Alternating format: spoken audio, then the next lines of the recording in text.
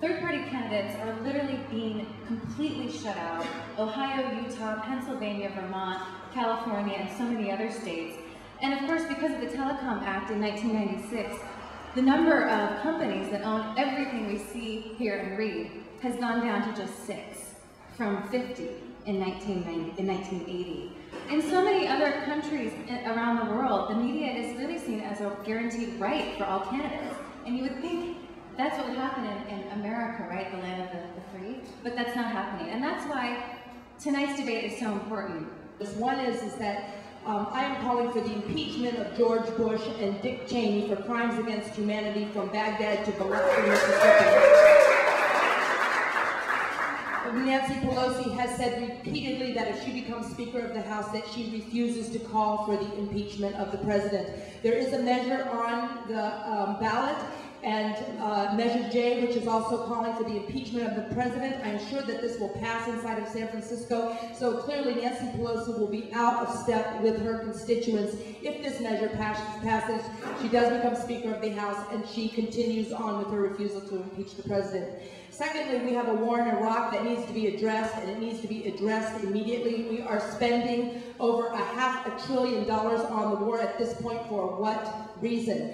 She needs to be accountable. She needs to answer the questions that we have as voters as to when are we going to bring the troops home. And it is very clear that the majority of San Franciscans, who are some of the most forward-thinking voters in the United States, are demanding a swift and immediate withdrawal of the troops. And we have not seen that come out from the Democrats. Even the Murtha Plan does not demand the kind of accountability that I'm sure the San Francisco voters would like to see. Finally, I think we need to enact far-reaching legislation on global warming. Global warming is not a mystery. Global warming is not something that has just sprung on us in the last 6 months or the last year since Katrina. We have known about global warming for the last 10 years. The polar ice caps are melting. Greenland is melting. The consequences are far-reaching, and that Nancy Pelosi needs to come and address all of these issues, including that one. You know, in 1987, Nancy Pelosi ran for Congress in San Francisco as our voice in Washington.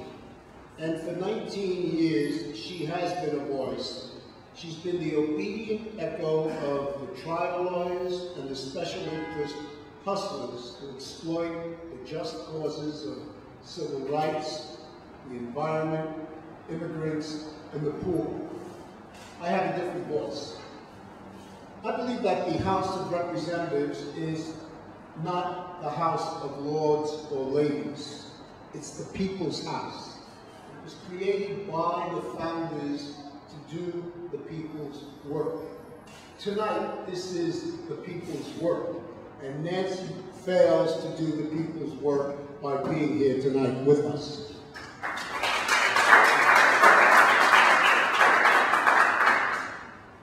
The people's work has never been more clear than it is today, and we will hear opposing views on this. I believe the people's work is first to protect American lives and livelihoods. Secondly, to secure our borders and end illegal immigration. And thirdly, to maintain the lower tax rates that have generated the incredible economy that the president had. I would remind Mrs. Pelosi that the first civil right of every American is the right to stay alive. And the first responsibility of government is to protect its citizens. And for that reason, I want missile defense. I want surveillance of suspected al-Qaeda terrorists. Mrs. Pelosi and my opponents would not agree with me on that. I also remind Mrs. Pelosi that the tax cuts that she has opposed have created 6 million new jobs in the last 36 months. Today, we have record low unemployment of 4.6%. Mrs. Pelosi and my opponents, I believe, would want more taxes. And my time is up. First of all, on your comment about the media being reduced from 200 firms to 60 firms, this is endemic to the society. One of the reasons is, and this has to do with the war also, Wall Street is given all the money that the Federal Reserve prints, and Wall Street then goes ahead and buys any firms that it wants to. And Wall Street has been buying up many media firms that give alternative views.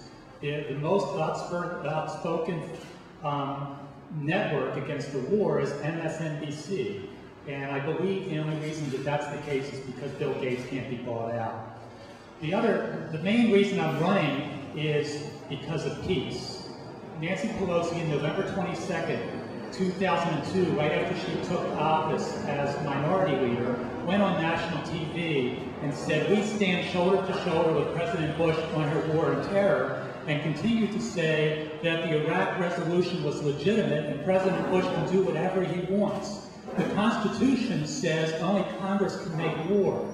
She swore to uphold the Constitution, and she did not. Had she insisted that and led the Democrats in saying, we believe in the Constitution, we must have hearings, we must pursue the intelligence and make sure the intelligence is good, at least the Democrats would have a leg to stand on to say, yes, they lied to us. But because they didn't even look and they didn't even ask, they really have nothing to stand on. It looks like she's also going to fold the same way on Iran, if you look at some of her speeches.